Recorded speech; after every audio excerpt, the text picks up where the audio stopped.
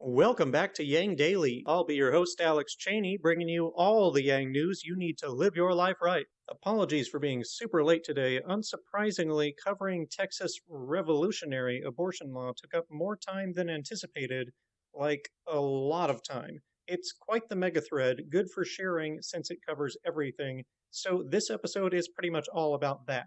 Although we do have an interesting social media app to quickly mention at the end. Quick shout out to our Tier 3 patrons, Shay Meehan and Nathan Stankowski, as well as all our other patrons. You keep us all informed and engaged. If any of you out there want to join these advocates of humanity first and independent journalism, head on over to patreon.com/YangDaily. It would only take a couple of bucks a month from each listener to keep this podcast and community going and growing into the future. Now on to the news. Okay, let's address the elephant in the womb. Texas has successfully passed a ban on abortions past 6 weeks when a heartbeat can first be detected, which clearly violates Roe v. Wade's ban on abortion bans prior to 22 weeks when the baby is capable of surviving outside of the womb. Bear in mind that the majority of women don't even know they're pregnant at 6 weeks, and that at least 85% of abortions happen after 6 weeks, meaning this almost completely bans abortion. But it's not just a simple abortion ban, it's creative in the worst possible sense.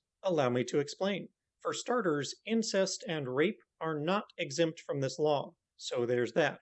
Inexplicably, it is also not enforced by law enforcement. Instead, anyone can sue anyone that they believe to be involved in an abortion past 6 weeks. If the accuser wins, they get $10,000 from the accused, and attorney fees compensated. If the accused do not defend themselves in court, they automatically lose. When I say anyone involved can be sued, I mean healthcare workers, drivers, people who've helped finance it, advisors, anyone. It's not just a witch hunt, it's actually worse than that because it threatens people's families and acquaintances too. Moreover, it turns everyone into vigilante bounty hunters. Take a moment to imagine the societal effect of this. Anyone can sue anyone else for being involved in an abortion past 6 weeks. Everyone around you is potentially watching you, waiting for any evidence that they can use to drag you into court. You might be afraid to be around anyone who's pregnant. What if they get an abortion and you get sued for it? What if they just had a miscarriage, but you still get dragged into court over it? There's no limit to how many people can sue you. Even if you're innocent, your legal fees don't get waived. You could be left destitute without ever breaking the law. If you find yourself wanting to support this, imagine if it worked this way for other laws. If there were a bounty on people who don't wear their mask or get vaccinated, for example. That would be at least as warranted. Spreading the virus kills people who are far more definitely human than a fetus. How about a bounty on anyone involved with a drunk driver? Everyone in bars gets sued, plus the bartender and alcohol provider and the friends who didn't stop them.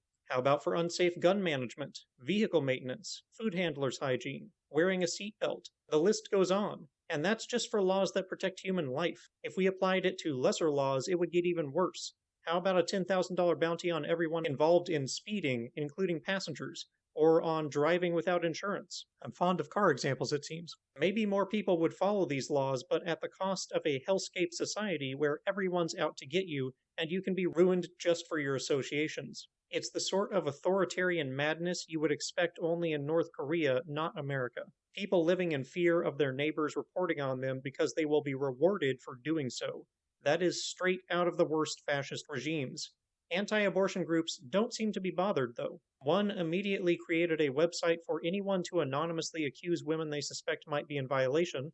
Activists on the other side were equally quick to flood that site with fake tips, reporting all sorts of stories. Abortions by characters from the Avengers, pale supernatural folk in the woods impregnating high school girls, reporting the legislators who voted for the bill, uploading entire movie scripts, etc. Imagination abounds. Someone even made an app for spanning the website with seemingly authentic reports. Meanwhile, they threatened to boycott the site's host, ironically GoDaddy, saying the site violates their terms of service for disclosing personal information without consent.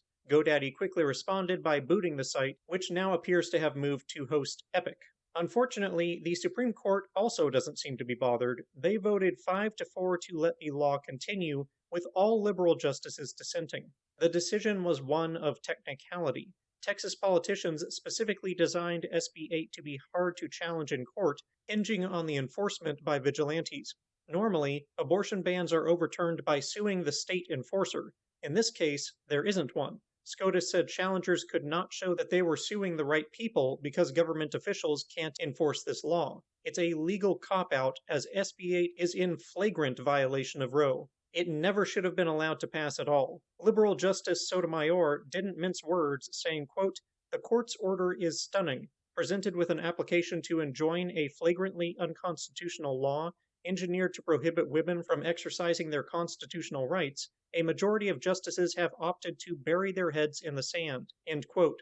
It appears the court won't seriously consider staying the law until it is first exercised by a private citizen suing someone, though many legal groups are looking for alternatives. In compelling proof that we are living in a simulation, Uber and Lyft emerged as greater defenders of civil liberties than the courts. The rideshare companies have promised to pay any and all legal fees that drivers may incur from this law on the job. Lyft also provided a statement that is worth repeating, quote, "Imagine being a driver and not knowing if you are breaking the law by giving someone a ride. Riders should never have to share, much less justify, where they are going or why. Imagine being a pregnant woman trying to get to a healthcare appointment and not knowing if your driver will cancel on you for fear of breaking the law." End quote. These are good points. This law has the potential to either violate privacy or end rideshare altogether in the state due to liability. The negative reach of this law is immense in business, liberty, and social integrity. Other companies also promise to aid women seeking abortions in the state. Dating services Bumble and Match will set up funds for workers to travel out of state for abortions. Match's CEO said she is, quote, "shocked that I now live in a state where women's reproductive laws are more regressive than most of the world." End quote. Now that SCOTUS has failed to strike down this law, expect other states to follow Texas' barbaric example. Biden and other Democratic leadership have denounced the bill's violation of Roe and its methods. On the other side, even Trump is unwilling to commit to supporting the new law, choosing instead to look the other way in hopes of avoiding blowback from either side. Biden vowed to launch a whole government effort tasking the Department of Health and Human Services and the Justice Department to see what steps the federal government can take, but it's unclear what they can do. Biden has not supported overturning the filibuster, which would absolutely be necessary to pass a federal bill protecting abortion rights. Calls for reforming the number of seats and term limits for Supreme Court justices are also seeing renewed strength.